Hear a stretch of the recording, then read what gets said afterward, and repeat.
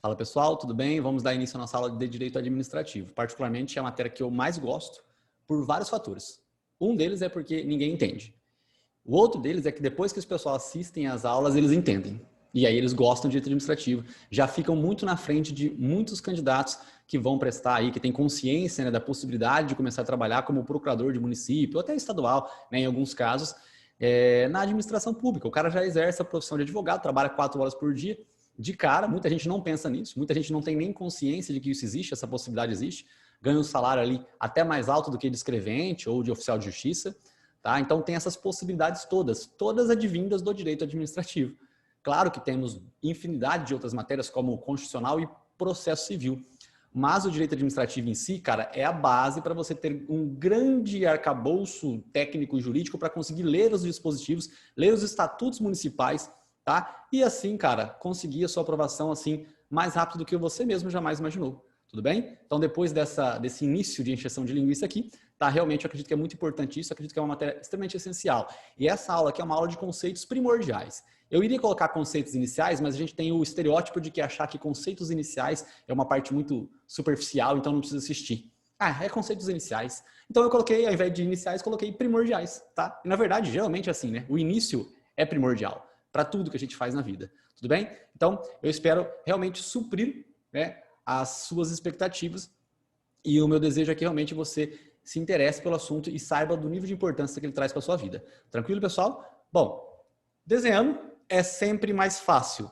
tá? Então eu vou iniciar e vou contextualizar o direito administrativo, traremos muitas coisas aqui hoje, nada aprofundado, mas garanto que, mesmo não sendo aprofundado ainda, posso garantir para você com toda a certeza do mundo, é a base para que você entenda, por exemplo, quando o Tribunal de Contas da União, ele vai confirmar ou não a aposentadoria feita pela administração pública, um ato administrativo complexo, em que situações do caso concreto não tem garantia do contraditório da ampla defesa.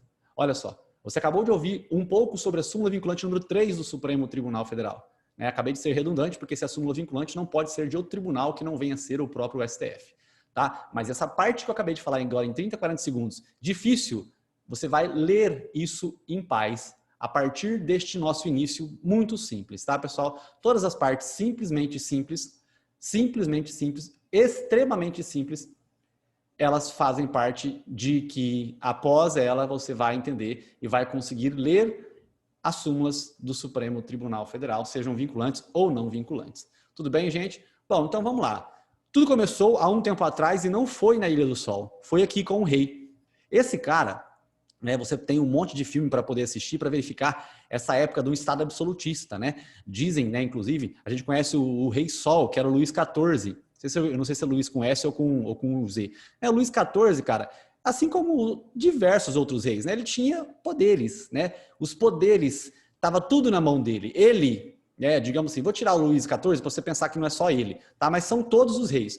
Os reis, antigamente, eles tinham o poder de criar as normas, então eles criavam as leis que eles queriam. Eles, depois de criar as leis, eles tinham que executar as leis que eles queriam e eles executavam das formas que eles bem entendiam. E após executar, se alguém discordasse da forma com a qual ele havia executado, ele mesmo julgava, certo? Então você está vendo como é que funcionava, pessoal? Você acha legal essa época? Que não é legal.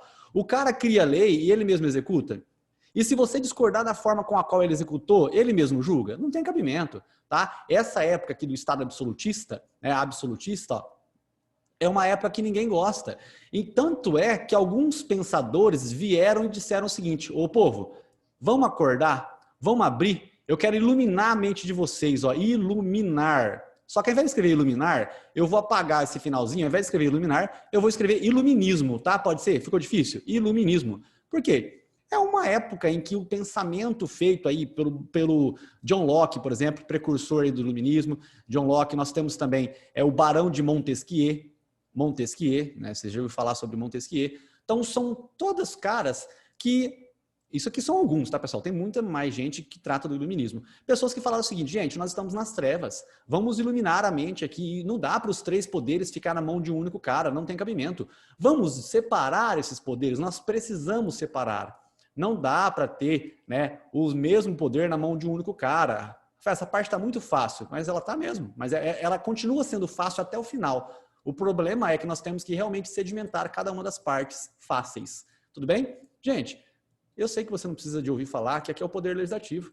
Tá? O poder legislativo, ele existe, mas ele não fica na mão só do rei. A gente acaba com o Estado absolutista, tira o rei. E nós temos aqui, né, o poder legislativo. Nós temos o poder executivo. O poder executivo nada mais é aquele cara, né, que administra as leis que foram criadas. O poder executivo é o administrador. Então, o direito administrativo, ele se conecta com o administrador. E esse aqui, o que julga, é o poder judiciário. Então, ó, de início, eu quero que você saiba o que é o poder legislativo. Gente, o poder legislativo nada mais é, né, do que... Opa, eu achei que... Ó, o Congresso Nacional. O Congresso Nacional, ele faz parte do poder legislativo. Sabe aquele prédio assim, ó? É um prédio assim, ó. É um prédio em que nós temos um prato para baixo e um prato para cima. Isso aqui, o prato para baixo e o prato para cima, nada mais é do que o poder legislativo da União. Não vou falar de União agora, Estado, Distrito Federal e município, tá? Não vou falar desses entes políticos agora.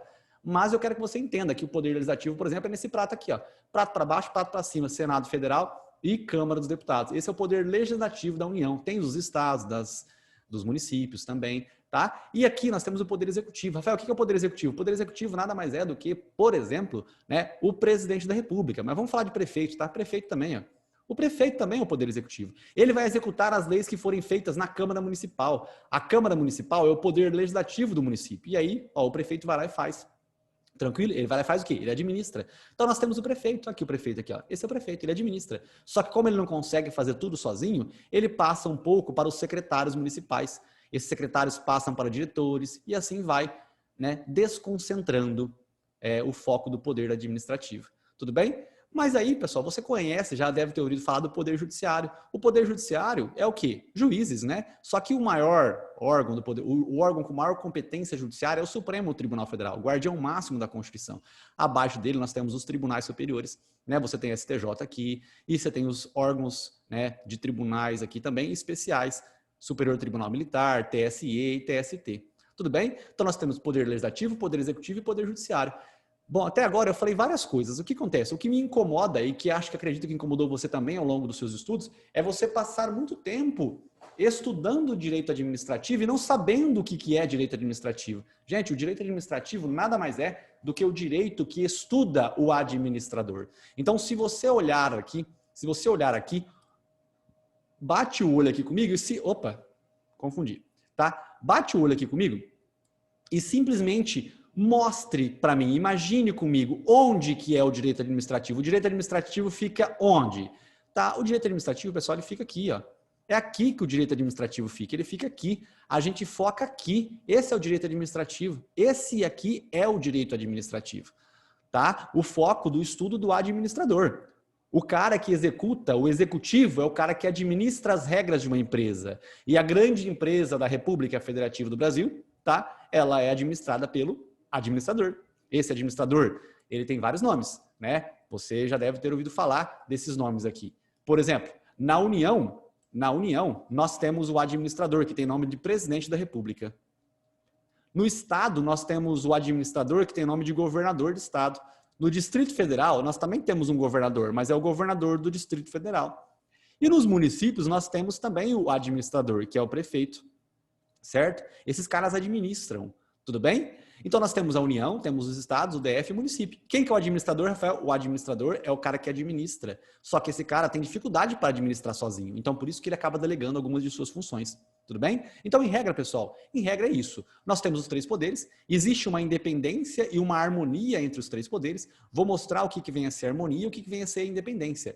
Basicamente, pessoal, entenda, sinta que existe uma independência e independência. Cara, se existe a independência, você tem que me responder. O poder judiciário depende do poder legislativo? Ou do poder executivo? Não. Eles são independentes. Um não depende do outro. A exemplo disso, vou explicar com mais parcimônia, mas veja que o poder executivo, esses caras aqui, ó, eles não precisam respeitar súmulas dos tribunais. Eles não precisam de respeitar, né, posicionamentos jurisprudenciais. Tá? Já vou explicar para você o que é jurisprudência, o que é súmula, o que é súmula vinculante. Só quero que você entenda a lógica. Ah, essa é a lógica. Você vai ver que sensacional isso daqui. Vou deixar aqui do ladinho, ó, uma logística maravilhosa para a gente entender esse contexto aqui. Tudo bem? Então vamos lá. Vamos continuando aqui. Nós temos o poder executivo, tá? Temos a independência dos poderes. E aí, só para fins de curiosidade, pessoal, o poder executivo, ele tem as suas delegações internas, que são feitas, né, para fins de eficiência, a busca da eficiência estampada na própria Constituição Federal. Então, olha só, vamos brincar de presidente da República. O presidente da República, ele está aqui. Ele não consegue administrar tudo sozinho. Então, o que ele vem a fazer? Ele transfere um pouco de competência que ele possui para ministros. Nós temos os ministérios, tá? Tem muitos ministérios. Diminuiu um pouco a quantidade de ministérios no atual governo, mas existem muitos ministérios ainda. Você tem o Ministério da Educação, o Ministério da Saúde, o Ministério do Transporte, o Ministério do Turismo, o Ministério da Justiça, temos o Ministério da Segurança, acredito que os dois já se uniram, né? Eu não me recordo se os dois se separaram de novo, mas nós temos os ministérios, cara. Esses caras aqui, entenda, nós temos o Poder Legislativo. O Poder Legislativo cria as regras, né? As normas são criadas pelo Congresso Nacional. Quem administra é esse cara aqui. No Brasil, nós temos muitas leis, né? Entre leis estaduais, federais e municipais, nós temos mais de 110 mil leis. Você acredita que esse cara aqui tem condições de ter conhecimento técnico sobre 110 mil leis? Obviamente que você sabe que ele não tem como possuir esse conhecimento técnico. Mas quem pode possuir por ele? Aqueles caras que cumprem a delegação. O ministro da Educação, ele tem que ter conhecimentos técnicos especialistas sobre a educação. Você concorda comigo? E é por isso, porque aí ele vai saber a melhor forma de conduzir aqueles caras que estão abaixo dele. Os diretores das escolas, por exemplo. Diretor da escola é o cara que entende de educação. Mas o cara que está acima dele, o ministro da Educação, também tem que entender de educação. E assim, esse cara consegue fiscalizar esse que consegue fiscalizar os outros como professores e como até, digamos assim, o inspetor de aluno, a ouvidoria ali, né, da escola. Tudo bem? Então, olha só o que você tem aqui. Você está vendo o que é o Poder Executivo, cara. O Poder Executivo nada mais é do que alguém que administra as leis que existem. Como ele não consegue fazer sozinho, ele delega algumas funções. Ele transfere a competência para baixo. Isso aqui é simplesmente uma desconcentração administrativa, tá? Isso é uma desconcentração. Veja que isso é uma desconcentração administrativa. Tudo bem? Vamos aprender a diferença entre desconcentração e descentralização. Correto? Mas, por enquanto, eu quero que você entenda que a desconcentração nada mais é do que desconcentrar o foco do controle para dentro da mesma pessoa da administração pública. Ó, esse desenho você consegue entender. Mas quer ver o outro desenho que você entenderá também? Né? Vamos colocar aqui, só para que eu não esqueça, a medida provisória aqui e a súmula vinculante. Ó, entenda, pessoal, nós temos a União. A União é uma pessoa da administração pública. Ela, dentro dela, possui órgãos. Nós temos órgão do Poder Executivo, temos órgão do Poder Legislativo e temos órgão do Poder Judiciário. Essa União possui órgãos. Aqui o Poder Executivo você viu no desenho anterior, né? Eu fiz aqui, ó, uma desconcentração administrativa, certo? Isso aqui é simplesmente, né, o Poder Executivo. Eu só quero que você entenda que o Poder Executivo ele está dentro de uma pessoa. Gente, se o Poder Executivo está dentro de uma pessoa, a única coisa que pode ficar dentro de pessoa é órgão. Somente órgãos ficam dentro de pessoas. Então, o chefe do Poder Executivo é um órgão. Assim como o ministro da Educação é órgão, diretor de escola é órgão, investigador de polícia, professor, tudo órgão da administração pública. E, em regra, órgãos não possuem personalidade. Significa que nessa logística aqui nós temos a União, certo? Olha, você tem que estar comigo aqui. Nós temos a União, temos os estados, temos os municípios. Pensa, gente, quem é pessoa é esse cara aqui. Esse cara aqui é órgão. Esses caras são órgãos. Então, entenda, se eles são órgãos, gente, a União é pessoa, o estado é pessoa, o município é pessoa. Se eles são pessoas, eles que podem fazer parte de processos. Então, só entenda uma coisa muito simples comigo aqui. Se um investigador de polícia, se um policial, se um professor, se um médico, tá? Depender do ministério que você esteja, né? Se você está conectado com a saúde, Ministério da Saúde, médicos, Ministério da Segurança, delegados de polícia, policiais militares, policiais civis, Ministério da Educação, Ministério da Educação, você tem professores, tem inspetores de aluno, tem diretores de escola. Esses caras que eu estou falando são órgãos. Então, se eles fizerem cagadas, você não entra com ação contra eles, você entra com ação contra quem? Contra a pessoa. Contra a pessoa. Tá? A pessoa que possui personalidade. Tudo bem? Beleza até aqui? Fácil como tudo na língua portuguesa. Tranquilo? Agora, vamos lá, tá? Vamos lá. Entenda o seguinte, pessoal. Eu falei bastante aqui e agora eu quero que você entenda. Os poderes, pessoal, o Poder Legislativo, o Poder Executivo e o Poder Judiciário, eles possuem as funções. O Poder Executivo, eu já acabei de falar que ele tem a função administrativa. O poder legislativo, eu acabei de falar que ele tem a função de criar lei, é a função legislativa. O poder judiciário, você já ouviu falar que ele tem a função de julgar. Então, em regra é porque é fácil, né? Em regra é a parte fácil, e a parte fácil é essa daqui. Em regra, a parte fácil é que você tem que entender que isso aqui é uma coisa natural, é uma coisa típica deles. Isso aqui é a função típica. A comida típica japonesa é, sei lá, sashimi. A comida típica italiana é macarronada, massas. Então, a função típica nada mais é do que uma coisa normal. Então, a função típica dos poderes administrativos são aquelas pelas quais eles foram criados para tanto. A função típica é legislar, né, executivo administrar e julgar. Agora, a função atípica, cara, a função atípica, ó, presta atenção na minha explicação, presta atenção nessa explicação aqui, gente. Esse A é um prefixo de negação. Se eu colocar a palavra aqui moral, moral é uma coisa boa. Ó, moral é uma coisa boa. A partir do momento que eu coloco o termo A aqui, ó, fica ruim, fica negativo. Amoral é o contrário de moral. Certo? Então, eu não estou dizendo que a função atípica é uma função ruim. Eu só estou dizendo que é o contrário da função típica. A função típica simplesmente é o quê? É aquilo pelo qual o poder foi criado.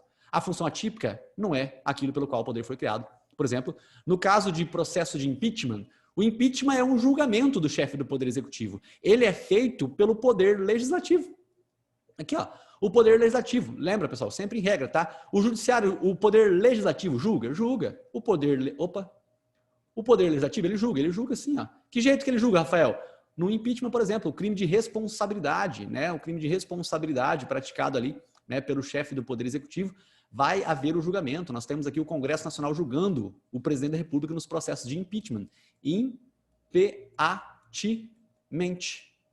Processo de impeachment. Tudo bem? E o Poder Executivo? O Poder Executivo ele faz outras coisas que não seja apenas e tão somente administrar? Ele faz, ele cria, ele edita uma lei, só que é uma lei provisória. Uma lei provisória é uma lei provisória, não é definitiva.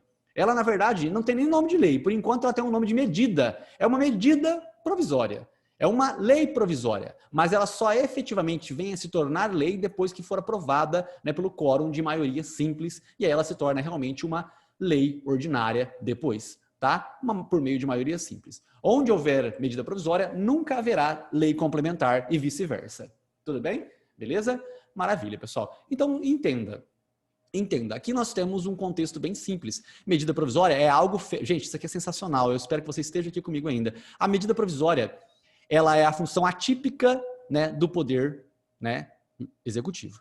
Você deve ter aprendido, né, no Poder Judiciário. O Poder Judiciário também tem funções atípicas, como, por exemplo, as regras internas. Regra é regime, né? Regime é conjunto de normas. Então, o regimento interno de um tribunal são as regras que o tribunal cria para que eles mesmos trabalhem, tá? Eles mesmos irão trabalhar. Isso na sua função atípica. Eles que criam as regras de distribuição dentro de um tribunal. Então, isso aqui, ó, funções atípicas, né? As funções atípicas são essas, pessoal. Simplesmente é isso daqui. Olha só, tá? As regras internas. Então, fora julgar, o Poder Judiciário, ele também cria normas internas? Sim, ele também cria normas internas. Então, isso aqui é a função atípica. Agora, eu vou juntar aquela informação de que eu mencionei para vocês, que os poderes são independentes, e você tem que responder de acordo com aquilo que você aprendeu. Simplesmente responda de acordo com aquilo que você aprendeu. Cara, isso aqui é sensacional, isso aqui é maravilhoso. A minha pergunta é sensacional, tá? Olha só, acredito que você vai ficar muito feliz com a sua resposta. A pergunta é difícil. Medida provisória. Precisa respeitar teor de súmula vinculante? Então, de acordo com aquilo que você acabou de aprender. Geral. Geral é gérico, é ótimo, né? De acordo com o termo genérico, me responda. Respeita ou não? Rafael, de acordo com o que você falou, os poderes são independentes. Então, nós temos o poder executivo e aqui nós temos o poder judiciário. Não é isso? Exato. Então, não. Então, medida provisória pode ter conteúdo diverso do teor de súmula vinculante? Pode. Pode. Rafael, por quê? Porque os poderes são independentes. Tá? Existe uma independência. Rafael, não entendi, ficou confuso para mim. Não ficou confuso. Eu quero que você responda de acordo com o que você aprendeu, com o conhecimento que você tem até agora. Se você nunca tivesse ouvido falar que súmula vinculante é um negócio tão forte por aí, você responderia fácil, porque é fácil. A medida provisória ela pode possuir um teor contrário, né, àquilo que está previsto em uma súmula vinculante? Pode. Por quê? Porque os poderes são independentes. Um não depende do outro. Um não depende do outro. Fel, não concordo. Cara, essa é a resposta que você tem que ter na sua mente, porque nós estamos trabalhando com as partes fáceis. Vamos desconstituir as partes difíceis e criar partes fáceis, tá? Vou melhorar a explicação. Vamos melhorar a explicação. Tudo começou um tempo atrás com a jurisprudência. A jurisprudência é um juiz prudente, tá? O que vem a ser um juiz prudente? O juiz prudente, gente, é aquele que, se você parar para pensar, é aquele que todos os órgãos do Poder Judiciário deveriam ter decisões uníssonas, né? Se nós tivéssemos todos os órgãos do Poder Judiciário trabalhando de maneira igual, não tendo decisões conflitantes, nós teríamos realmente um juizão prudente. Então, a jurisdição é todo o Poder Judiciário aqui, ó, todo mundo aqui. A jurisdição é o juizão. A jurisdição é o juizão. Essa é a jurisdição, é uma parcela de poder que o Estado concedeu para que um homem resolvesse o conflito de interesses. Então, se você pegar aqui um juiz de Jales, um juiz de Votuporanga, um juiz de Fernandópolis, esses juízes aqui, eles são juizão ou juizinho? Juizinho. São juizinhos. E juizinho não faz jurisprudência. O juizinho, ele não faz jurisprudência, porque ele não é prudente. Ele seria prudente se todos eles tivessem o trabalho igual. Essa seria a ideia da prudência, da jurisprudência. O que é a jurisprudência, então, Rafael? Jurisprudência é quando nós temos várias decisões judiciais com o mesmo teor. Então, essa é a jurisprudência. A jurisprudência é quando eu pego várias decisões judiciais iguais e crio a jurisprudência. Rafael, o que é súmula? A súmula, ela nada mais é que o resumo da jurisprudência, porque a jurisprudência é um monte de decisão. Um monte de decisão, dá muito trabalho, é um monte de folha de papel, um monte de coisa. Então, o que você faz? Você faz a súmula. A súmula nada mais é do que o resumo da jurisprudência. E depois, pessoal, depois da súmula, a gente tem uma coisa forte, que é a súmula vinculante. A súmula vinculante, ela é super forte e ela vincula, agora presta atenção, ela vincula toda a administração pública. Rafael, então me explica o que é administração pública. Vamos lá. O que vem a ser administração pública, pessoal? A administração pública é isso aqui, ó.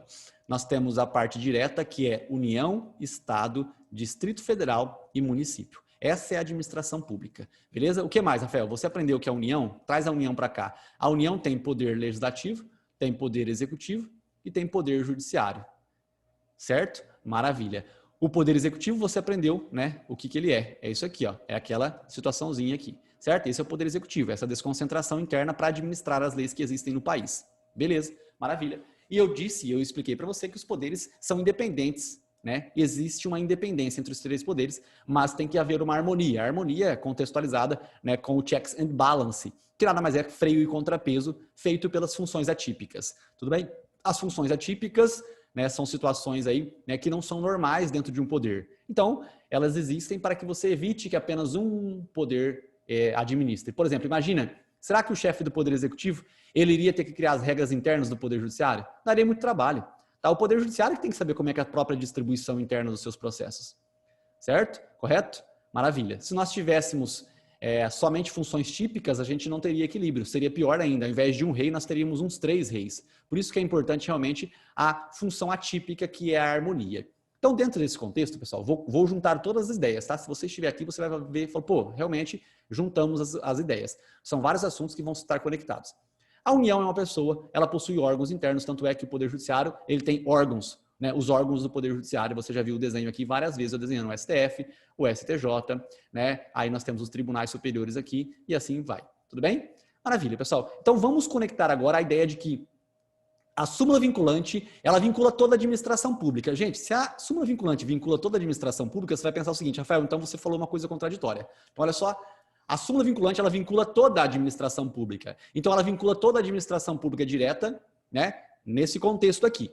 Toda a administração pública direta. Então, se você parar para pensar, ela vincula a União.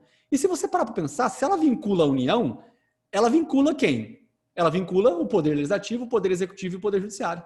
Então, a súmula vinculante, ela vincula todo mundo. Ela vincula todo mundo, toda a administração pública. Então, a súmula vinculante, ela vincula toda a administração pública nas esferas federais, estaduais e municipais. E também distritais, tá? Toda a administração pública. Agora, nós temos um salvo. O salvo é o salvo seguinte. Salvo quando um dos poderes estiverem na sua função legiferante. Então, a súmula vinculante vincula toda a administração pública. salvo, então, ó, excepcionalmente, salvo a função legiferante. Agora vai ficar mais claro aquilo que eu falei sobre a medida provisória não respeitar teor de súmula vinculante. Primeiro eu contextualizei, primeiro eu disse para vocês que a medida provisória não precisa respeitar a súmula vinculante porque nós temos a independência dos poderes. Isso aí, de cara, já ajuda você a guardar. Só que agora eu estou explicando um pouco mais, né, um pouco mais melhor é ótimo, né? Eu estou explicando com um pouco mais de conceitos técnicos para você entender por que a súmula vinculante não precisa respeitar. Por que a medida provisória não precisa respeitar a teor de súmula vinculante? É isso que eu estou fazendo agora, certo? É isso que eu estou fazendo. Então, ó, então vamos lá. Por que não precisa respeitar? Porque eu mencionei e reitero que a súmula vinculante ela tem que respeitar, ela força, ela obriga que toda administração pública respeite o teor dela. Isso só não acontece quando nós temos a função legiferante. Rafael, o que é a função legiferante? A função legiferante é a função de criar leis. Tudo bem? A função legiferante. Então, olha só. Função legiferante. A função legiferante é a função de criar leis, tá? Criar leis. Gente, você aprendeu que criar leis tem tanto isso por meio de função típica quanto por meio de função atípica. Função típica e função atípica. A função típica você sabe qual que é. Poder legislativo possui. A função atípica você sabe qual que é. É o poder executivo por meio de quê? É o poder executivo por meio de medida provisória. Por meio de medida provisória. A medida provisória é uma lei provisória. Tudo bem? E aí você sabe, você aprendeu hoje, você viu hoje aqui comigo que nós temos o poder executivo editando medida provisória. Então você sabe que é poder executivo? Você sabe sim.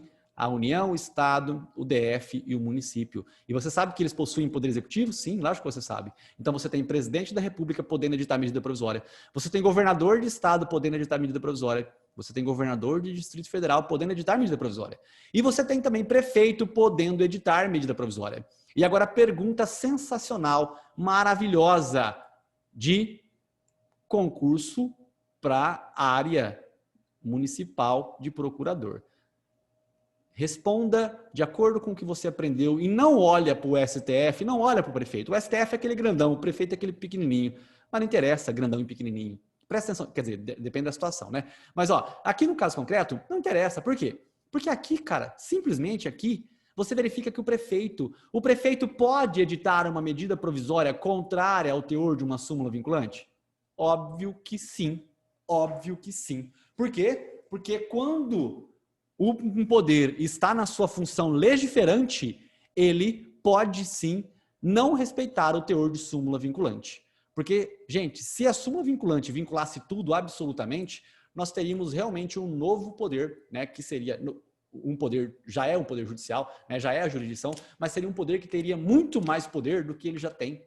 Tá? Então, muita gente diz que quando os tribunais possuem muita força, né, nós temos aí a judicialização do Estado. Né? Existe, o termo técnico correto não é esse, mas existe uma força tão gritante do Poder Judiciário que os demais órgãos órgãos dos outros poderes começam a perder sua força. E aí fica complicado. Se a súmula vinculante vincula todo mundo, ela vincula todo mundo, mas ela não pode vincular na função legiferante. Então, se uma súmula vinculante disser que um assunto é errado hoje, beleza, ainda assim você pode editar uma medida provisória contrária a ele amanhã? Pode sim. Tudo bem? Agora, pessoal, isso aqui é sensacional. E aí, olha o link, né? Eu acredito que é impossível falar de direito administrativo sem falar de direito constitucional, porque as duas matérias estão estritamente conectadas. Então, gente, ó, aí você entenda e responda assim com toda a facilidade do mundo. Você viu sobre funções típicas e funções atípicas. Gente, me responda para mim.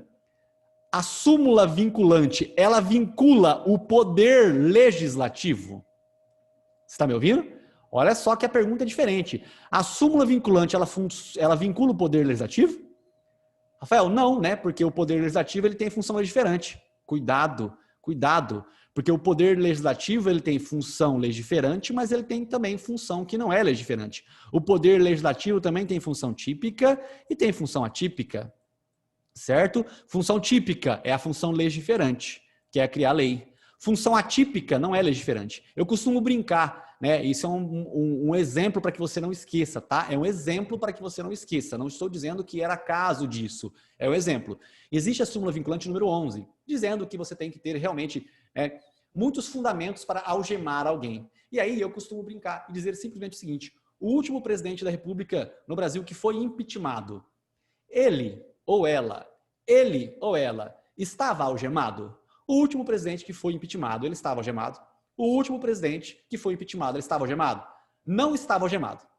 Então, você verifica que o poder legislativo está obedecendo o quê? Ele está obedecendo uma súmula vinculante. O poder legislativo, ao respeitar súmula vinculante, ele o faz por meio da função atípica. Tudo bem? Então, o poder legislativo respeita a súmula vinculante? Sim. O poder legislativo sempre respeita a súmula vinculante? Não. Quando que ele não respeita a súmula vinculante? Quando ele estiver legiferando. Quando ele estiver legiferando. Beleza? Eu espero sinceramente que eu tenha sido claro, muito claro. Tudo bem? Isso aqui é muito importante e realmente, caso você não tenha entendido algo, deixe os seus comentários, tanto aqui na nossa página quanto na nossa aula. Tudo bem? Beleza?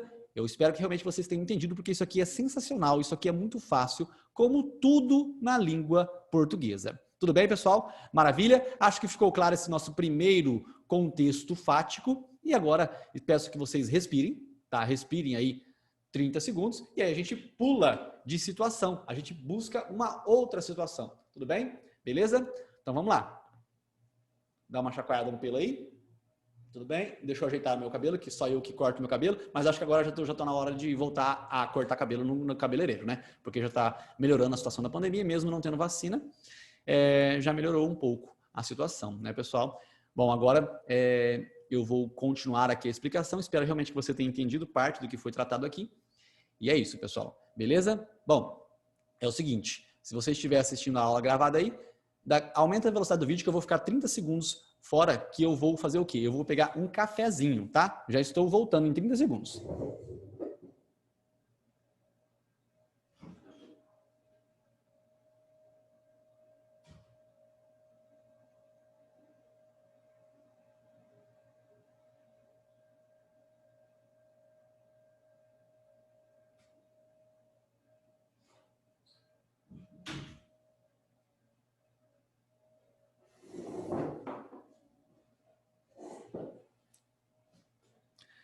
Pronto, pessoal, já regressei, já vamos continuar.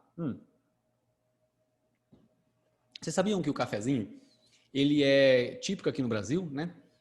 E, na verdade, todo o país tem algo meio que busca fazer com que o ser humano medite. Porque a meditação nada mais é do que o foco. Se você tem um tempo de foco maior em algo, né, isso é meditação. Então, às vezes, você não consegue ficar na posição de lótus respirando para meditar. Então, o que você faz? Você pode caminhar.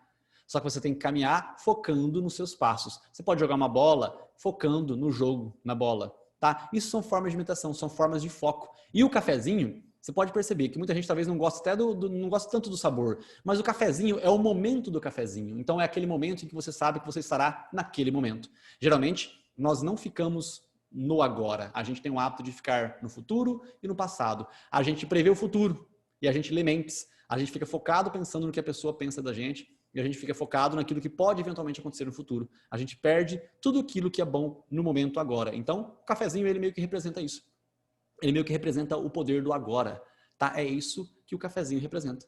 Bom, não é tanto assim, né? Mas só quis dar uma floreada sobre o café. Bom, pessoal, após toda essa situação, né, de menções, inclusive do café, entenda, né, que a filosofia, ela embasa, né, muitas coisas, né? Ela é a fonte de muitas outras matérias que existem no mundo. E assim como a filosofia, como esse momento que falamos aqui do cafezinho, como esse momento de reflexão sobre algo, o direito administrativo também busca a sua origem em algumas fontes, tá? Ele busca também em alguns locais. Ele também vai se esforçar para buscar aquilo que vai dar base para que ele crie as suas leis baseadas na administração. Isso é a fonte. Então, onde é que o poder executivo irá buscar, né, a sua regra para fins de administrar? Então, essa busca é a fonte.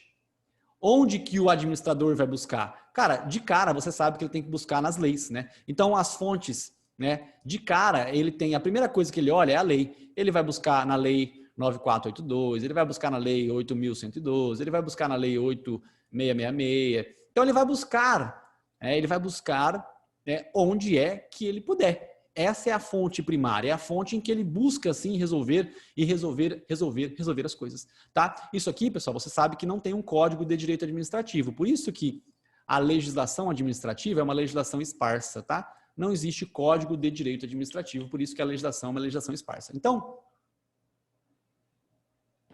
o administrador começa aqui. Ele começa com as fontes primárias. Só que, às vezes ele não consegue resolver o problema que ele tinha, né, com as leis. Então, ele busca outras fontes. Cara, se são outras, são as secundárias. Aí aqui sim, né, você tem a doutrina, né, que explica como que existe a administração, como que a administração foi feita em outros países, tudo bem? Então, como que a doutrina explica? Por meio de locais que já existiam o poder executivo antes, né, de outras coisas. Então, nós temos aqui as regras, né, estabelecidas pela doutrina também. Tá? Busca-se na doutrina. Então, é uma doutrina só brasileira? Não, uma doutrina universal. Né? Uma doutrina universal, uma doutrina que tem não só no país Brasil, mas em outros locais também. Então, nós temos também, fora a doutrina, né, você tem a jurisprudência, né? Já expliquei sobre jurisprudência em instantes passados. Né? Nós temos aqui a jurisprudência. E nós temos também os costumes, né, pessoal? Os costumes também, tá? Os costumes também são fontes do direito administrativo. Tranquilo?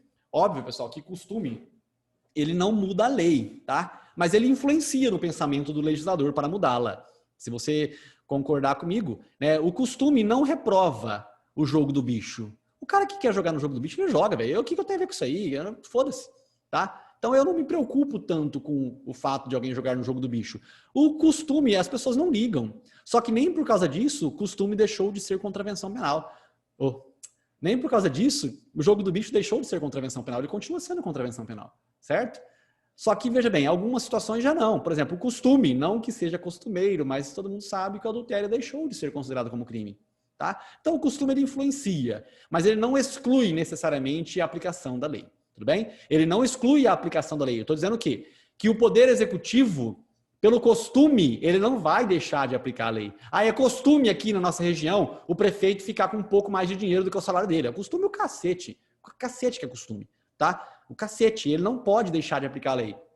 Se existir um plano plurianual, uma lei de diretrizes orçamentárias, uma lei orçamentária anual, se existir essas coisas aqui, essas coisas têm que ser respeitadas. Costume nenhum vai contra o teor dessas coisas. Tudo bem? Não vai contra o teor dessas coisas. Maravilha, pessoal? Beleza, sensacional. Aí, pessoal, vamos continuar. Tá? Em todas essas situações, eu expliquei para você, eu acredito que você tenha entendido sim, que o prefeito pode editar medida provisória contrária ao teor de súmula vinculante. Né? Acredito sim que isso tenha ficado claro para você. Tudo bem? Se não ficou claro, deixa nos comentários que a gente procura esclarecer. Beleza? Então, falamos das fontes e dentro das fontes nós temos sim, né, os princípios. Né? Você sabe que são princípios. Rafael, eu não aguento mais limpe daqui, limpe dali. Eu não aguento mais ficar falando de limpe. Não, tudo bem. Né? Eu também, se você não aguenta mais ouvir, imagine eu de falar. Mas eu sei que é importante para algumas pessoas. Não vou ser tão prolixo nessa aplicação, da explicação a respeito, né, dos princípios. Mas acredito que vamos tratar de uma maneira mais objetiva. Como, por exemplo, você sabe que o princípio ele vem o quê? Ele vem do regime jurídico administrativo. O regime jurídico administrativo ele é um composto de normas, né, e princípios. Então, no seu concurso público, né, de procurador municipal, vai estar lá no edital assim, regime jurídico administrativo, normas e princípios. Essa parte de normas, Rafael, eu não sei onde eu procuro. Realmente, na verdade, essa parte de normas é uma parte inócua no edital. Por quê? Porque norma é lei. Norma é lei. Então, eles têm que mostrar para você quais são as leis que vão cair no seu concurso público. Agora, por exemplo, princípio não. O princípio, cara, nós temos os princípios expressos da Constituição. Os expressos, você já enjoou, né, de ouvir falar sobre isso daqui. E nós temos aqueles que não estão expressos, mas eles são implícitos, tá? Você entende, né, que é preciso respeitar. Como, por exemplo, o princípio da proporcionalidade. O administrador, proporcionalidade. O administrador, ao verificar que tem um carro parado no local equivocado, né, ele não vai guinchar de cara. Ele vai multar, tudo bem? Se der tempo do cara tirar, o cara tira. Se der tempo de ter uma conversa, a conversa existe, né? Então tem que haver uma proporção. Se você chegar no mercado e tiver um Danone, você é um fiscal de vigilância sanitária, tem um Danone podre, você não vai interditar o supermercado. Você vai multar o cara para que ele faça o quê? Para que ele, né, regularize a situação de ter ali produtos de leite estragados ali dentro. Assim como também um local de comida japonesa.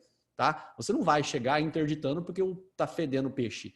Tá? Você simplesmente multa o cara para que ele regularize. Então tem a proporcionalidade, que não está no artigo 37 da Constituição expressamente, mas existe em outras leis, tá? Existe em outras leis. Então ele está implícito na Constituição, mas ele está expresso em outras leis, né? Em outras leis. Você tem aqui a lei 9482, tá? Nós temos aqui a previsão do princípio da proporcionalidade. Tudo bem? Nesse caso, pessoal, como é uma coisa interessante, eu vou mostrar tanto a Constituição quanto a lei em si. Então eu vou só 9784 aqui. Vou mostrar para vocês. Tá lembrando que nessas situações, caso você queira aumentar a velocidade do vídeo, fique à vontade. Tudo bem? 9784. E vamos lá. Opa, Ctrl F. Proporcionalidade. Então agora, vamos lá. Vou mostrar aqui para vocês.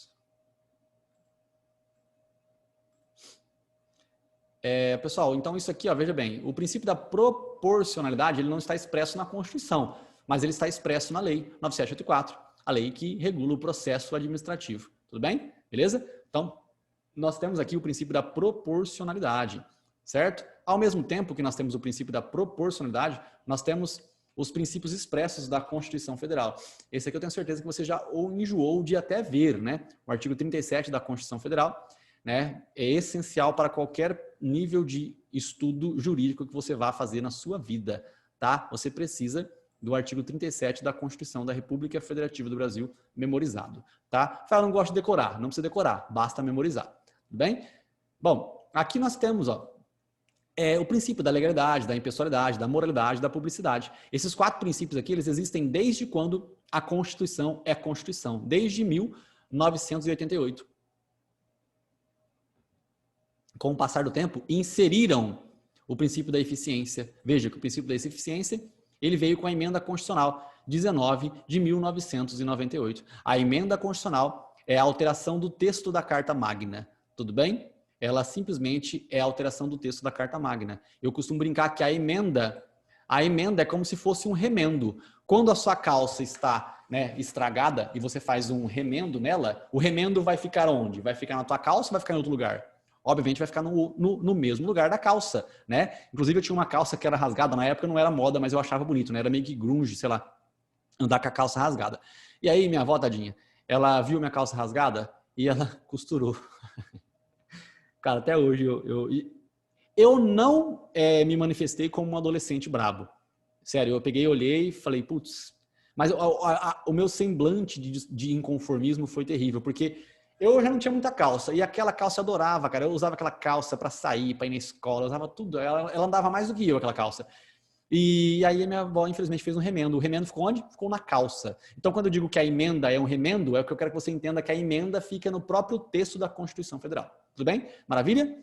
Bom, fácil como tudo na língua portuguesa. Certo? Então, prosseguindo aqui, pessoal.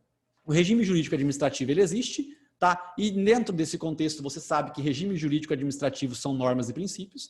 Normas, nós temos as leis que devem ser expressas. Os princípios podem ser expressos ou implícitos. Os expressos estão na Constituição Federal, no artigo 37, certo? O implícito tem um monte, mas não só implícito na Constituição, mas tem expresso em outros locais também, como na lei, né, 9482, lei que estabelece aí a situação do princípio da proporcionalidade dentro dos procedimentos administrativos. Nós temos que encontrar um tipo de proporcionalidade para resolver conflitos, né? Se o seu filho não faz tarefa, você não vai dar um murro no meio da boca dele, tá? Você tem que conversar e ver o que está acontecendo para que ele realmente não goste de estudar. Por filho, por que você não gosta de estudar? Se você pesquisar a fundo, você verificará que provavelmente o professor não se esforça tanto para explicar a matéria porque ele já está cansado. Faz 100 anos que ele dá aquela aula, então ele já não tem mais desejo de fazer com que aquela aula fique boa, né? Então aí o aluno perde o interesse. Tudo bem? Acontece.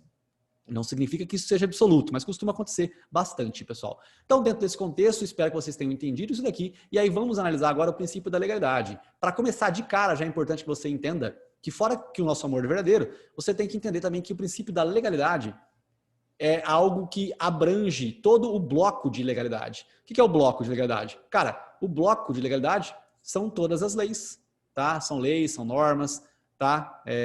São circulares, portarias, né? Não são normas, ó. Então aqui você tem. O que você tem nesse contexto? Você tem aqui, o que é o bloco de legalidade? A Constituição Federal, você acabou de ver agora que ela fica no topo. É a Constituição Federal. Nossa, tá uma bosta essa Constituição Federal aqui. Deixa eu apagar.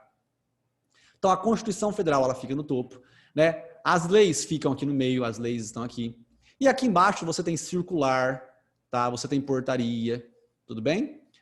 Tranquilo? São normas que existem. Então, o administrador, ele tem que respeitar não a lei em sentido estrito, ele tem que respeitar todo o bloco de legalidade. Ele tem que respeitar todo o bloco de legalidade. Tudo bem? É isso que o administrador precisa fazer. Respeitar todo o bloco de legalidade. Inclusive, pessoal, aqui nesse contexto fático, só a título de curiosidade, eu quero que você entenda. Nós temos aqui leis ordinárias e leis complementares.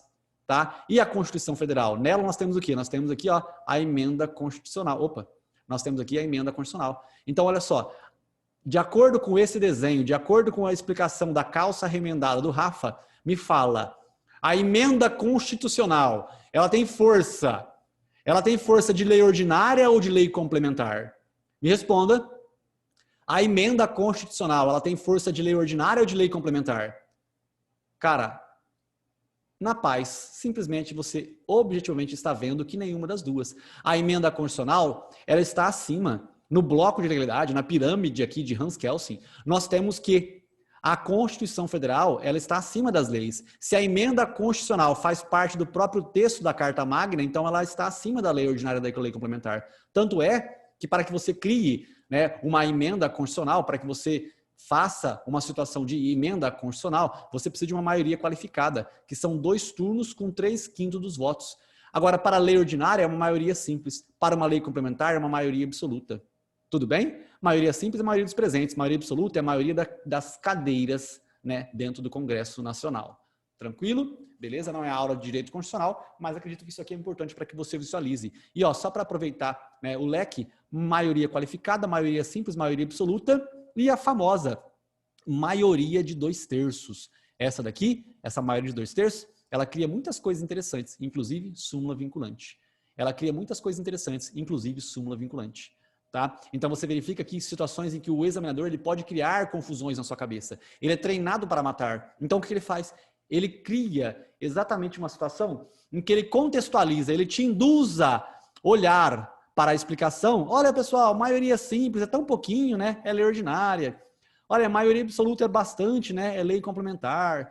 Mas, ó, a súmula vinculante é muito mais, né? É 2/3, olha só. Então, obviamente que medida provisória não pode ir contra teor de súmula vinculante, né? Ele fala assim, obviamente. Por que obviamente? Porque, veja bem, a medida provisória, ela se conecta com ideias de maioria simples, porque a medida provisória, ela pode ser convertida em lei ordinária. Ela não pode ser convertida em lei complementar. Ela pode ser convertida em lei ordinária, não em lei complementar. Então, se ela pode ser convertida em lei ordinária, significa que ela tem força de maioria simples. E maioria simples é menos do que maioria absoluta. E maioria absoluta é menos do que maioria de 2/3. Inclusive, é menos do que maioria qualificada. É tão pouco que é óbvio que medida provisória tem que respeitar a teor de súmula vinculante, correto? Errado. Errado. Tudo bem? Errado. Medida provisória não precisa respeitar a teor de súmula vinculante. Por quê, Rafael? Porque medida provisória é a função legiferante do Poder Executivo. E se é a função legiferante, é a função atípica. A função legiferante não respeita a teor de súmula vinculante. A função legiferante não respeita a teor de súmula vinculante. A função legiferante não respeita a teor de súmula vinculante. A função legiferante, ela não respeita a teor de quê? De súmula vinculante. É isso que a função legiferante faz. Ela não respeita a teor de súmula vinculante. Tudo bem? Tranquilo? Maravilha? Fácil como tudo na língua portuguesa e continuará sendo fácil, porque o direito, pessoal, ele é um contexto, tá, importantíssimo de ser visualizado. O direito administrativo, acredito sim que cara, é a matéria mais importante. Eu acho que, assim, na minha opinião, que não serve para nada para o mundo acadêmico, mas seria a matéria que deveria ser, o primeiro ano inteiro tinha que ser de direito administrativo. Depois que você tinha que começar a pensar em filosofia do direito, em psicologia jurídica, sociologia jurídica, porque você entraria vendo o que é o mundo jurídico, o mundo do poder executivo, legislativo e judiciário. Depois que você vê tudo, aí você fala, pô, essa loucura toda precisa de pensamentos. Toda essa loucura precisa ter uma base de pensamentos. Aí você realmente verifica a importância de dar valor na psicologia jurídica, na sociologia jurídica, na filosofia jurídica. Você verifica realmente a importância. Inclusive, você sabe para onde que você vai no processo civil, você sabe para onde você vai no processo penal, você sabe para onde... Você sabe que o direito tributário está completamente conectado com o constitucional e administrativo. Você verifica que tudo isso é um grande laço. O direito, ele é uno. O que foi feito foi distribuir as disciplinas para que fosse mais fácil o estudo, tá? Se foi exato isso ou não, eu não sei, mas a ideia é essa, tá? Seja lá como for, tenha fé, porque até no lixão nasce flor, beleza? Então você viu aqui um pouco do princípio da legalidade, você viu uma base, né, pessoal? Mas sintetizando, então o que é a legalidade, pessoal? A legalidade nada mais é do que um bloco de legalidade que deve ser observado, deve ser respeitado, tanto pelo povo, o povo tem que respeitar, mas o governo, né, o Estado também tem que respeitar. Tá, esse é um Estado de Direito. O Estado de Direito é aquele local em que tanto o povo quanto o seu governante respeita a lei que está, né, ali. Não é um Estado absolutista, é um Estado de Direito em que tanto o povo quanto o governante tem que respeitar as leis que existem. Tudo bem? Obviamente você sabe que para o administrador, o respeito à legalidade é diferente de que para o particular. Tá? Isso aqui é muito simples. O particular ele pode fazer tudo que a lei não proíbe. E o administrador só pode fazer aquilo que a lei manda. Tá? Então, o administrador só pode fazer o que está na lei e o particular pode fazer tudo o que não está na lei. Tudo bem? Isso aqui é bem simples, não tem por que eu me estender com isso daqui. Tranquilo? Fácil como tudo na língua portuguesa. Com relação ao princípio da impessoalidade, também nós temos situações fáceis aqui. Né? Impessoal, olha só, pessoal, isso aqui eu falo que é importante. Né? Você consegue visualizar o que é um vínculo pessoal, um vínculo de pessoalidade. Quando você coloca o prefixo de negação in, você acabou com o vínculo, né? Você acabou com o vínculo que existe de pessoalidade. Então, olha só, o prefixo in, ele nega a pessoalidade. Assim como o prefixo a, ele nega, né, a tipicidade, como eu havia explicado anteriormente. Atípico, né, e impessoal. São situações que você tem que começar a prestar atenção. Assim como o termo também inconstitucional. Tá? Tranquilo isso daqui, pessoal? Então, a impessoalidade, ela vale de muitas formas. Como, por exemplo, do administrador para com o povo. Isso aqui, você sabe o que é administrador? É isso aqui, gente. O administrador, você sabe o que é isso aqui? Nós temos a União tem poderes. Ela tem poder legislativo, ela tem poder executivo, ela tem poder judiciário. O poder executivo é o administrador, tá? Então, o poder executivo, ele tem o presidente da República. O presidente da República, ele tem ministro da Saúde. O ministro da Saúde, ele tem diretor de hospital. O diretor de hospital, ele tem médico. O médico é um órgão dentro do poder executivo. Ele é um órgão. Esse órgão aqui, esse médico, ele está dentro da pessoa, da União aqui. Então, esse médico, ele deve respeitar a impessoalidade. Significa o seguinte, que significa, Rafael? Significa, gente, que se chegar 10 pessoas aqui doentes no SUS, ele está com pressa para ir embora, porque ele sai às 20 horas, agora já é 19h30, ele não pode simplesmente falar, foda-se, tá? Tá todo mundo aqui... Todo mundo está com virose. É mais fácil, né? Agora não, agora a moda não é virose, agora a moda é corona. Agora, então, tá todo mundo com corona. Pode realmente, vai lá para casa, toma lá uma semente de curcumina e é isso aí. Felicidade, torça para que você não seja um caso de risco. Ele não pode fazer isso aqui, tudo bem? Ele não pode fazer isso daqui. Então, nesse caso concreto, tá? Ele tem que tomar cuidado, ele tem que analisar com situações de impessoalidade. Quero dizer o seguinte, pessoal. Ele tem que analisar com uma situação, digamos assim, eu coloquei aqui, não contextualizei, né? Digamos assim, tem 10 pessoas na fila. Ele não pode falar que todo mundo está com corona e pegar esse outro que está aqui atrás. Esse que está aqui atrás é o primo dele. Esse é o melhor exemplo, né? Então, tem 10 pessoas na fila, chega o primo atrás. Ele fala que todo mundo está com corona, manda todo mundo embora e fala, primo, vem cá que eu cuido de você. Ele não pode fazer isso, tudo bem? Ele tem que ser impessoal. Tranquilo? Ele tem que ser impessoal. Maravilha, pessoal? Fácil como tudo, língua portuguesa.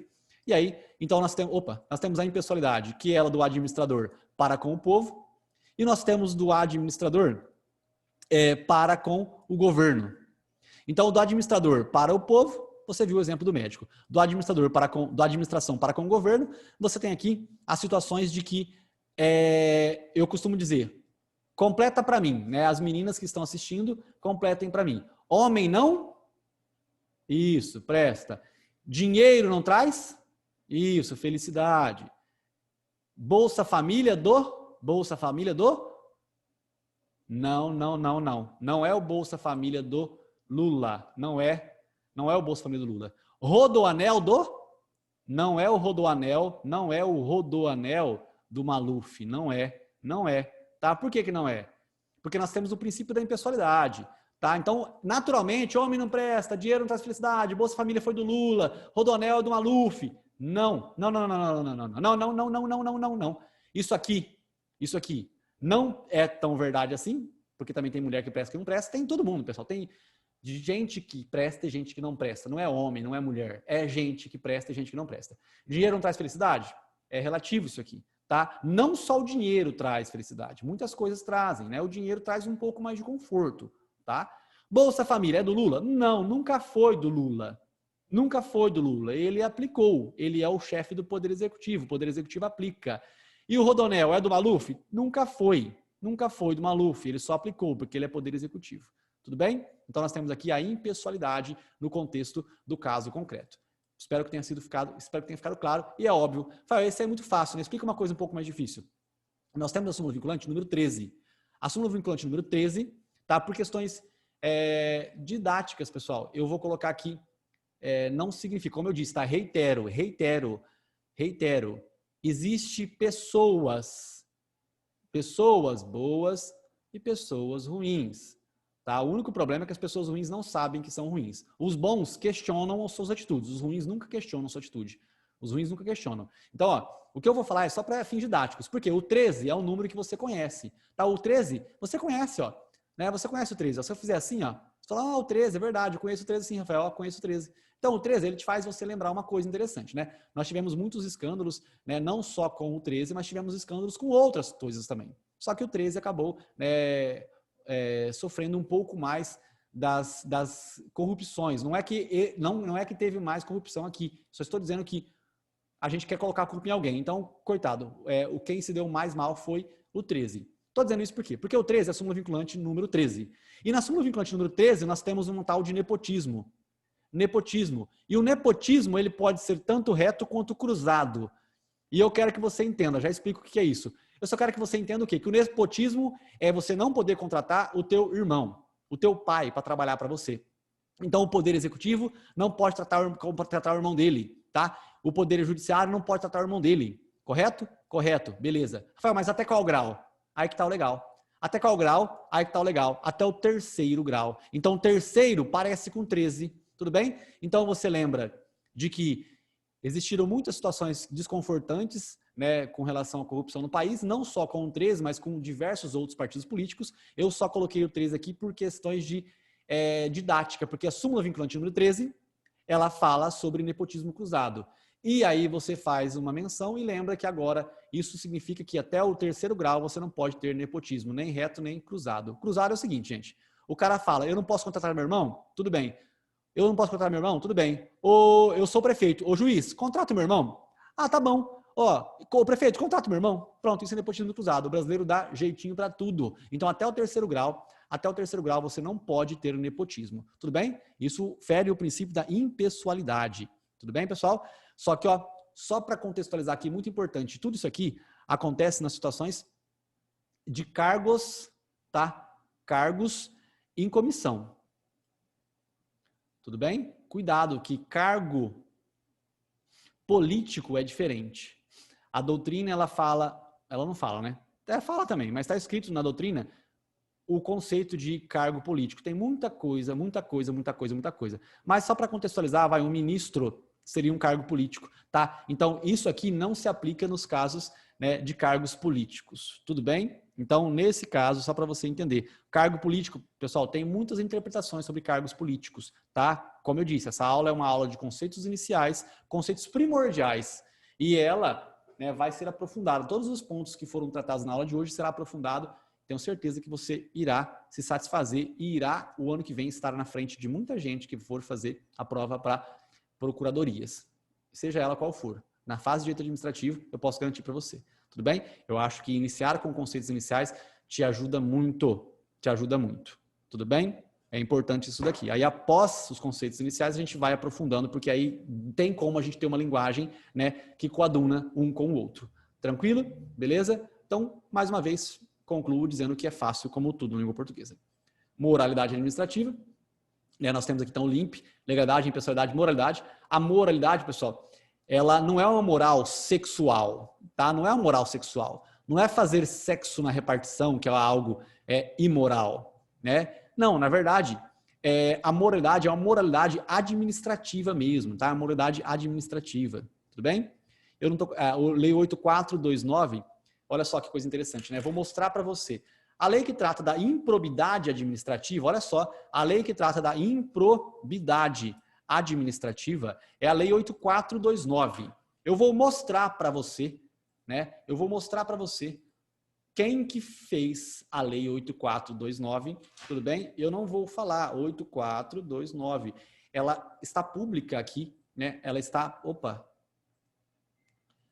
pública aqui para que todos vocês... Gente, mas tá difícil aqui de eu conseguir clicar na 8429. Eu acho que as forças, né, elas estão ajudando. Ó, vamos lá, vai. Lei do site do Planalto. Acho que agora eu consigo. Lei 8429. 8429. Pronto, cliquei nela. 8429. Deixa eu vir aqui. Essa pessoa tem muita força mesmo, porque olha... Bom, gente, então quem está vendo gravado aí aumenta a velocidade, porque eu não sei por que eu não estou conseguindo clicar na Lei 8429. Pronto, consegui. Tá? Então, gente, vamos lá, 8429, meu Deus.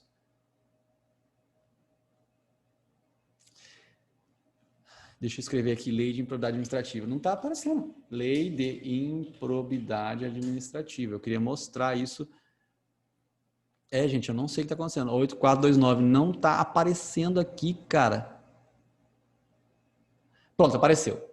Tá, apareceu, 8429. Pronto, apareceu Lei 8429. Então, vamos lá, ó. Que curioso, né? Por que demorou para... Ó, 8429. Tá, ó, vamos lá aqui, ó. 8429, pessoal, tem muita coisa relacionada aqui, mas quero que você entenda, né? A Lei de Improbidade Administrativa, ela existe, tá? Aqui está, 8429, dispõe sobre as sanções aplicáveis a agentes públicos no caso de enriquecimento ilícito, o cargo, o emprego funciona, beleza? Vamos lá, vamos ver quem foi o cara que, no caso assim, sancionou a Lei 84... Gente, não tá agora... Pronto, agora eu consegui, tá? Então aqui, ó, sancionado pelo ex-presidente Fernando Collor de Mello, a Lei de Improbidade Administrativa. Tudo bem? Beleza? Bem legal isso aqui, né? Bem interessante. Muito interessante ter sido sancionado por uma pessoa, né? Que sancionou e aplicou já tudo. Né? É bem interessante, pessoal, sobre essa situação, porque muitos políticos dizem que foram absolvidos das acusações. Tá? Isso serve para o povo leigo, para nós não. Tá? Muitos políticos têm a declaração da extinção da punibilidade determinada. A extinção da punibilidade está determinada porque o cara praticou, sim, um fato típico, ilícito e culpável. Só que transcorreu tanto tempo que o Estado, por situações teratológicas, não consegue punir alguém que faz problemas de grande monta no país. Então, o Estado, por não conseguir, ele deixa o tempo passar e aí está prescrito. Está extinta a punibilidade. Então, muitos políticos falam, fui absolvido de tudo. Teu cu, você não foi absolvido de porra nenhuma, seu filho da puta. Está extinta a sua punibilidade, você só não vai pra cadeia. Mas que você é um safado, sem vergonha, que fez sim o que estava previsto em leis que estabelecem fatos típicos criminosos, você fez sim, tá? Isso é uma verdade, tá? É uma verdade, mas está extinta a punibilidade. Tudo bem? Maravilha? Tão fácil como tudo na língua portuguesa. Tranquilo? Opa, mudei o papel de lugar. Tá? Vamos continuando aqui. Então, temos moralidade administrativa, temos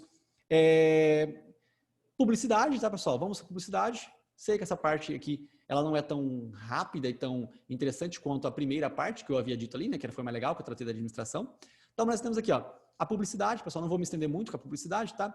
Publicidade nada mais é do que dar eficácia aos atos administrativos. Tudo bem? Ela ajuda para dar eficácia, ela ajuda também, além de dar eficácia facilita o controle, tá? Se você verifica quanto que o Estado está gastando com algo, né, você, consequentemente, consegue controlar. Eficácia é porque o ato administrativo, ele existe, né?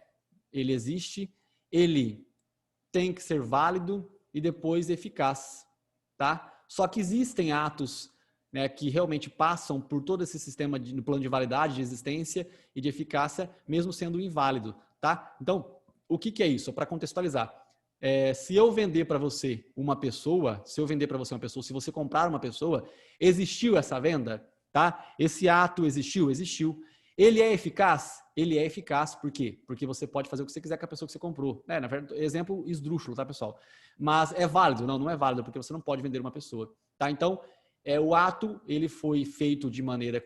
Todas as fases foram respeitadas, é um ato perfeito, é eficaz. E o que traz eficácia? O que traz eficácia é a publicidade que traz a eficácia. Né? Como, por exemplo, se você quiser trabalhar como servidor público, você tem que esperar o momento da nomeação. A nomeação, ela pode até existir, né? Vamos supor, ela existiu, ela existe, né? Ela é válida, pois ela respeitou a ordem, né, de colocação do seu concurso público. Só que para que se torne eficaz, tem que publicar no diário oficial, senão não é eficaz. Tudo bem? Senão não é eficaz, senão você não pode entrar. Gente, ó, eu passei, tá? Tô em primeiro lugar, eu vim trabalhar. Não, você não pode trabalhar. Enquanto não tiver no diário oficial, você não pode trabalhar, não é eficaz. Não é eficaz. Tudo bem? Beleza? Importante isso daqui, pessoal. Obviamente que a publicidade, ela tem alguns limites, né? O portal da transparência, para você ter uma ideia, no portal da transparência, né? Nesse portal da transparência aqui, nós temos várias situações interessantes, como, por exemplo, você tem lá o valor que o cara ganha, você tem até o nome do cara, mas você não pode ter o CPF do cara, o endereço do cara, tudo bem? Então nós temos alguns limites, tá? Alguns limites. Isso aqui fere a razoabilidade. Isso aqui fere, muito embora exista a publicidade, isso tem que respeitar um pouco a privacidade, tá? Tem que respeitar um pouco a privacidade. Isso tem que acontecer. Se não acontecer, nós temos alguns ferimentos aí, né? Nós temos sim, princípios expressos na Constituição e princípios implícitos que não estão na Constituição, mas você tem que respeitar sim, tá? Você tem que respeitar. Então aqui até tem um caso curioso, né? Que o ex-ministro, ex-juiz federal, né? Sérgio Moro, ele publicou na época uma conversa, né? Da ex-presidente Dilma Rousseff. Ele publicou. E isso, de certa forma, ele exorbitou da sua competência, porque quem julga presidente da República é o Supremo Tribunal Federal, tá? Então ele exorbitou da sua competência. Só que ele justifica o quê? Ele justifica que isso é de interesse nacional o que acontecia. Ele justificava que era interesse nacional. Porque, na verdade, quem estava sendo investigado não era Dilma, era o ex-presidente Luiz Inácio Lula da Silva. Então, ele, investigando, né, tratando aqui com as situações do Luiz Inácio Lula da Silva, uma das ligações era com a Dilma Rousseff. Então, acidentalmente, diz ele que ela estava na ligação. Então, nesse caso concreto, ele trouxe publicidade para um ato, né? Trouxe publicidade para um ato e talvez, ou certo ou errado, ele acabou fazendo um estopim aí de todo o contexto, né, do que passou pelo Brasil. Se nós vamos ter justiça ou não, quem fez certo, quem fez errado, isso, infelizmente, não cabe a nós, tá? O povo brasileiro é um povo mais pacífico, a gente não tem sangue nos olhos para meter o louco. Mas, seja lá como for, tenha fé, porque até no lixão nasce flor. Beleza, pessoal? Então, ó, já você aguentou até aqui, né? Nós temos também o princípio da publicidade e o princípio também da eficiência, tá, pessoal? Isso aqui nada mais é do que a obviedade, tá? Tem que ser eficiente a prestação de um serviço público, tá? Tem que ser eficiente a prestação de serviço público pela administração pública. A administração pública, ela presta serviço público, né? Ela presta serviço público e presta atividade econômica. Quando ela faz isso, ela tem que ser eficiente na prestação do serviço público. Tudo bem? Beleza? Bom, pessoal, eu falei desses primeiros princípios aí, tá? E aí, me estendi um pouco na colocação dos princípios, mas vou trazer uma outra parte um pouco mais interessante, porque já são aqui 1h e 15 minutos de aula, salvo engano.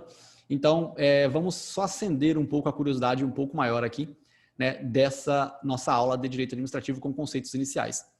Já você viu que a administração pública, né, ela tem a parte direta, aqui você tem União, Estado, Distrito Federal e municípios. Eu trouxe alguns princípios, pessoal, trouxe alguns princípios aqui para contextualizar a nossa matéria, porque é a base, né? Mas acredito que para ficar mais interessante, né, talvez eu deveria ter já partido para essa parte aqui, né, é porque eu não falei da descentralização, né? Eu falei da desconcentração, disse que até o final da aula veríamos a diferença entre desconcentração e descentralização. A desconcentração, então, vamos lá, a administração pública está ali, né? Então, você tem aqui a União, eu já trago a União para cá, e você tem aqui, né, o Poder Executivo. A desconcentração é você imaginar que dentro da União, então, ó, dentro da União, vou apagar isso aqui para você não confundir. Dentro da União, nós temos a desconcentração. Por quê? Dentro da União, dentro do Estado, você tem aqui a transferência para ministros. Ministro disso, ministro daquilo, ministro disso, ministro daquilo. Tá, a desconcentração acontece por quê, Rafael? Porque nós temos aqui que a desconcentração. Desconcentração, você tem aqui um O, né? Desconcentração tem um O de órgão.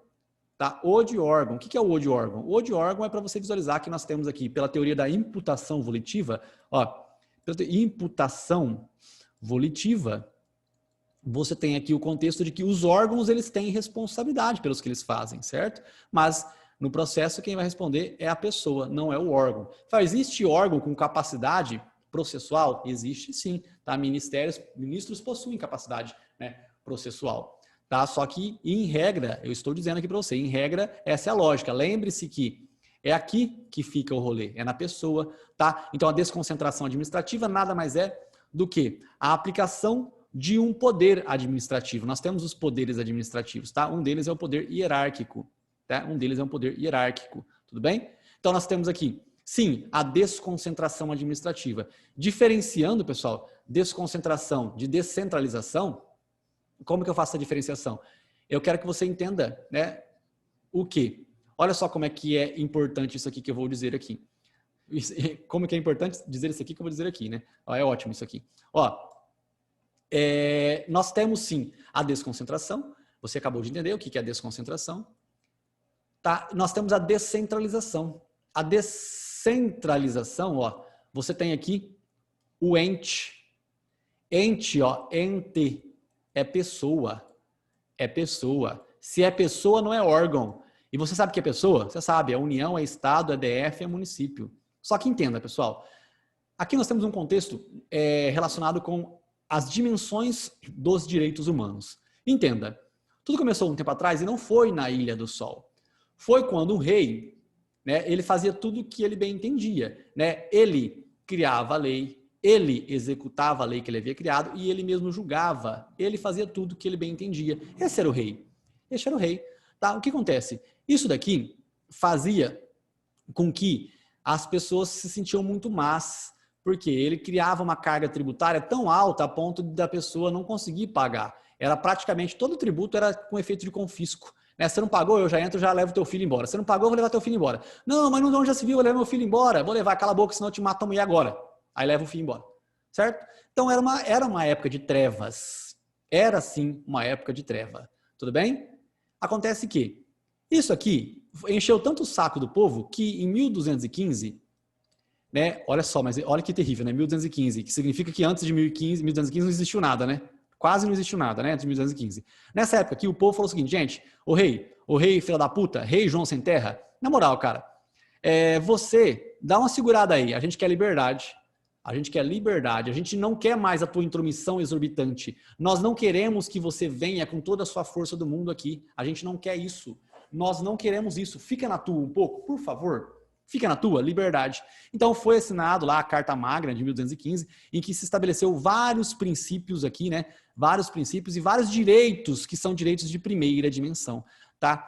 O direito de primeira dimensão, aqui nós temos contextualizando, né, a sua liberdade, cara, a sua liberdade. A liberdade eu tenho direito de propriedade, eu tenho direito de herança, eu tenho meus direitos aqui. Tudo bem? Beleza, pessoal. Só que a liberdade, ela vem, e aí passado só mais algum pouquinhos de anos, né? Mais um pouquinho só de ano, uns 500, 600 anos, veio ali a Revolução Industrial. E aí nós temos o nascimento da segunda dimensão. A liberdade existiu por tanto tempo. Nossa, cara, se você estiver aqui comigo ainda, parabéns, tá? A liberdade, ela existiu por tanto tempo, que as pessoas confundiram liberdade com libertinagem. Libertinagem. E aí, cara, o que aconteceu? Os mais fortes... Pessoal, infelizmente existem sim pessoas mais fortes do que outras, tanto fisicamente quanto intelectualmente. Você consegue ver que existe uma pessoa mais forte do que outra muscularmente. E isso não é difícil intelectualmente. Existem sim pessoas mais capacidades intelectualmente do que outras. Acontece que algumas dessas, muito embora tenha uma capacidade intelectual mais alta, ela não é uma pessoa boa. Existem pessoas ruins com capacidade intelectual elevada. Existem pessoas ruins. E essas pessoas ruins confundiram liberdade com libertinagem. E aí você tem a Revolução Industrial, em que as pessoas eram consideradas como meros objetos. Meros objetos. Tudo bem? Meros objetos. O que acontece? Os meros objetos, né, eles eram descartados. Você trabalhava 20 anos numa empresa, se você quebrou a perna, você morria na calçada passando fome. Tá? Então não existia atuação estatal para proteger você. Não existia. Até o nascimento da Previdência demorou muito tempo. Não existia nada relacionado a isso. Não sou bom em previdenciário, mas acho que um dos primeiros documentos previdenciários que existiram no Brasil foi sobre os ferroviários. Né? Eles criaram alguma coisa lá, né, para proteger eles mesmos. Né? Depois isso aí acabou se elastecendo para o restante dos outros cargos no Brasil. Seja lá como for, a liberdade foi confundida com libertinagem. E aí você precisou trazer o quê? Você pediu para que o Estado voltasse. Estado, volta. A gente quer a sua intervenção, volta. A gente quer igualdade, volta para mim, por favor, Estado. A gente não está aguentando mais, tá? Volta, volta. O Estado voltou. O Estado voltou. Só que, veja bem, quando ele volta, quando o Estado volta, ele necessariamente, o que ele tem que fazer? O Estado voltou? Voltou. O que ele tem que fazer? Cara, quando ele volta, ele tem que ajudar o quê? Ele tem que ajudar na saúde. Porque a saúde só era feita por particulares. Ele tem que ajudar onde mais? Ele tem que ajudar, né, na educação. Ele tem que ajudar na cultura. Ele tem que começar a ajudar as pessoas. Só que entenda, quem é o Estado? O Estado, cara, é um governo.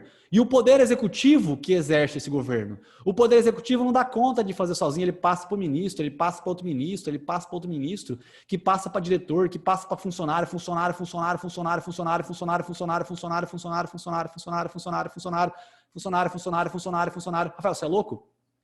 Com muitos funcionários, você acha o quê?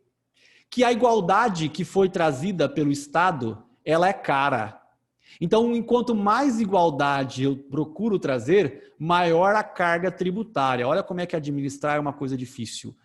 A carga tributária sendo maior. Enquanto mais eu elevo a carga tributária, olha só que loucura, mais próximo eu fico do que acontecia anteriormente. Anteriormente, a carga tributária era tão alta que as pessoas não conseguiam viver. Existe até um ditado, aquele ditado, já ouviu falar sobre o quinto dos infernos?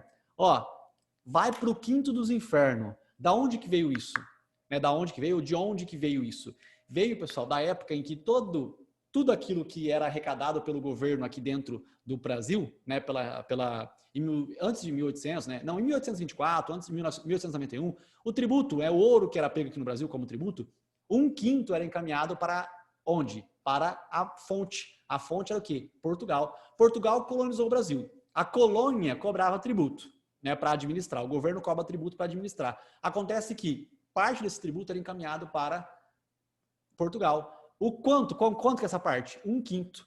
Então, quando o povo ficava bravo, falava o seguinte: vai você para o quinto dos infernos. Vai para o quinto dos infernos. O que é o quinto dos infernos? Ir para Portugal. Tá? Volta para lá. Vocês vieram de lá. Você é louco? Volta para lá. Vai para o quinto dos infernos. Volta para lá. 1/5, né? Vai para lá. O quinto dos infernos. Tudo bem? Beleza? Bom, acontece, pessoal, que hoje nós temos 2/5 dos infernos, né? Porque a carga tributária, ela passa, né, de... Bom, quando você está estudando com aula de tributária, você está vendo um nível de tributação que existe no nosso país, tá? Ele é altíssimo. Ele é altíssimo o nível de tributação.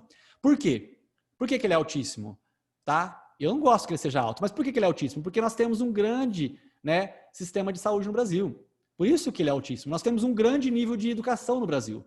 A cultura no Brasil é sensacional. Por isso que é exorbitantemente elevado a carga tributária aqui no Brasil, certo?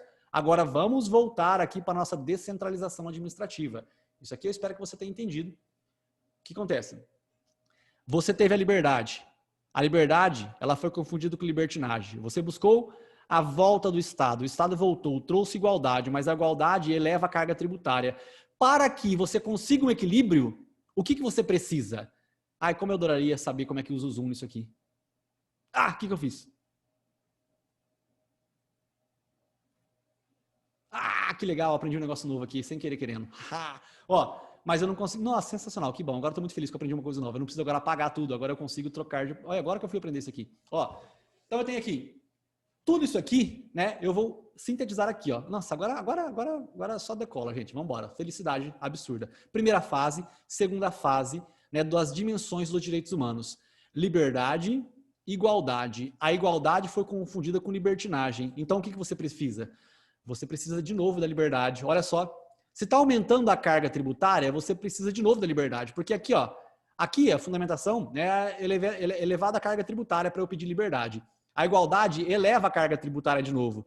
Então, o que eu quero? Eu quero de novo a liberdade. Só que olha só que coisa maravilhosa. Se você tiver aqui, parabéns. A liberdade, ó.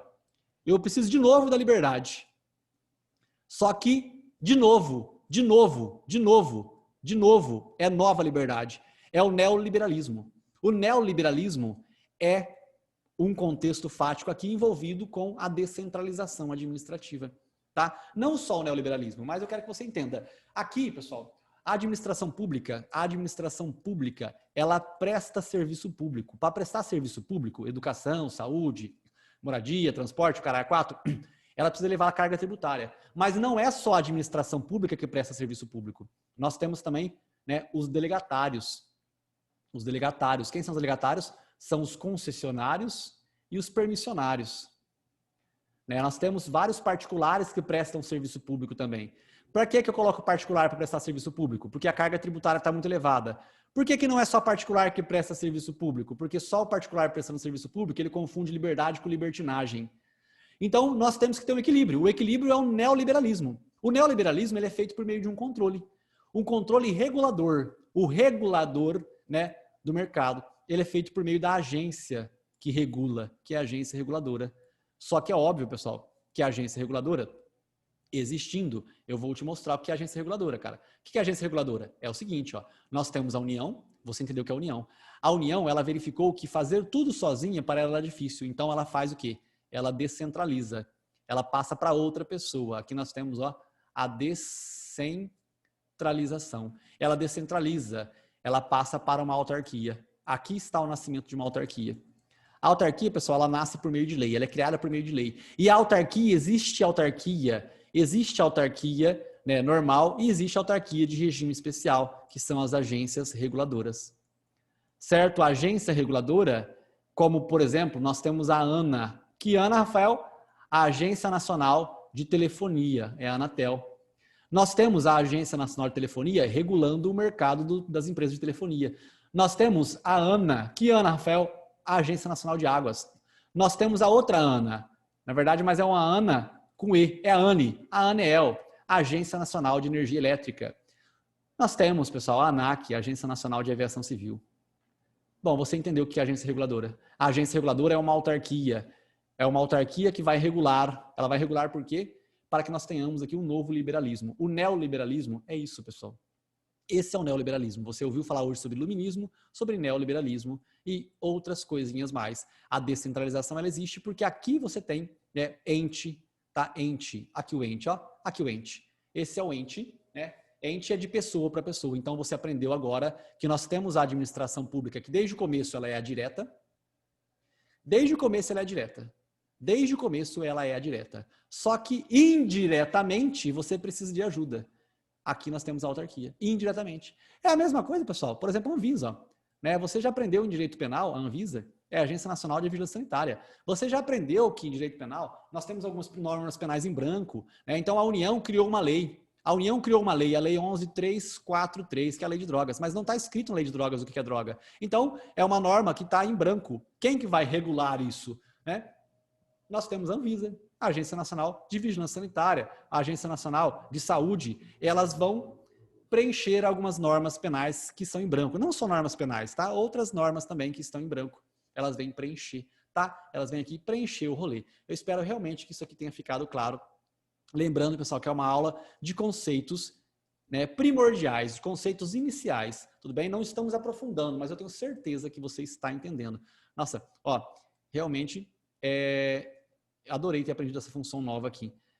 Olha, dá para voltar e falar tudo de novo. Ó. Que maravilha. Nossa, agora só decola, só decola. Isso aqui é muito bom. Olha como é que é bom. Por isso que é bom ver tutorial, né? Eu não vi o tutorial desse programa, dessa lousa digital, então não aprendi a fazer uma coisa óbvia, mas aprendi. Antes tarde do que nunca, né? Ditado popular sempre nos conforta, né? ele fica no gênero, então ajuda. Ó, então nós temos aqui união.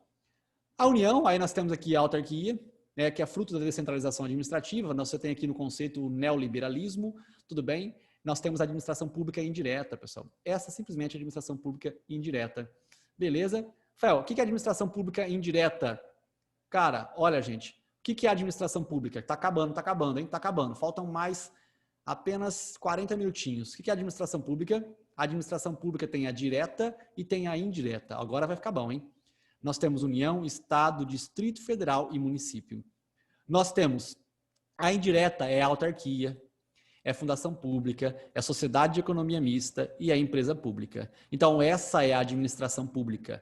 Essa é a administração pública, direta e indireta. Tudo bem? Agora, olha a importância disso aqui, pessoal. A administração pública, ela presta serviço público.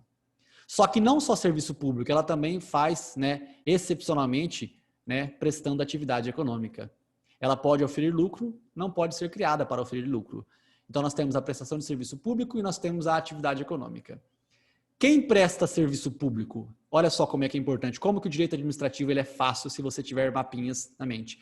A administração pública, ela presta serviço público. Então, quem que é? Quem presta serviço público? Toda a administração pública presta serviço público. Toda.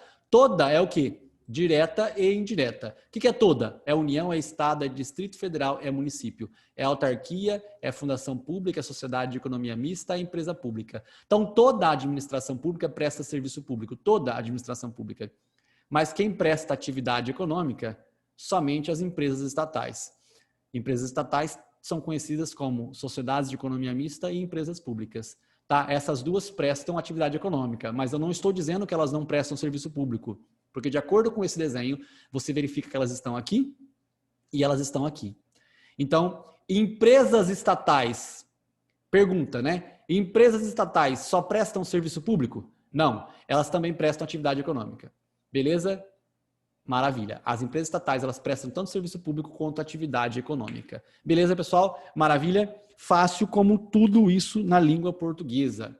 Tranquilo? E, inclusive, pessoal, esse mapinha é extremamente importante para você ver o tanto que é fácil responsabilidade da administração pública. Nós temos a teoria do risco administrativo e do risco integral. No risco administrativo, você divide, né? Você divide o risco administrativo, olha só, você divide o risco administrativo em responsabilidade objetiva e responsabilidade subjetiva. Tudo bem? Na responsabilidade objetiva, você tem a prestação de serviço público. Na responsabilidade subjetiva, você tem a prestação de atividade econômica. Olha como é que esse mapa está conectado com esse. Nesse aqui, você consegue ver o que é o serviço público, o que é a atividade econômica. Neste aqui é diferente. Por quê? Porque aqui você verifica que a responsabilidade objetiva é somente quando a administração pública presta serviço público. Quando ela presta atividade econômica, a sua responsabilidade ela é subjetiva. Beleza, pessoal? Maravilha. Obviamente que nós temos também os delegatários. Quem são os delegatários? Os delegatários, eles estão aqui nesse desenho aqui em cima também. Então, quem presta serviço público é a administração pública, né? E também os delegatários. Quem são os delegatários, Rafael? Os delegatários são os concessionários e os permissionários. Tudo bem? Concessionários e permissionários, pessoal. Eles também prestam serviço público. Tranquilo? Nós temos também a diferença entre concessionários e permissionários, tá? Você vai aprender que C de concessionário é C de concorrência, tudo bem? Então, regime licitatório obrigatório nas concessionárias é a licitação por meio de concorrência.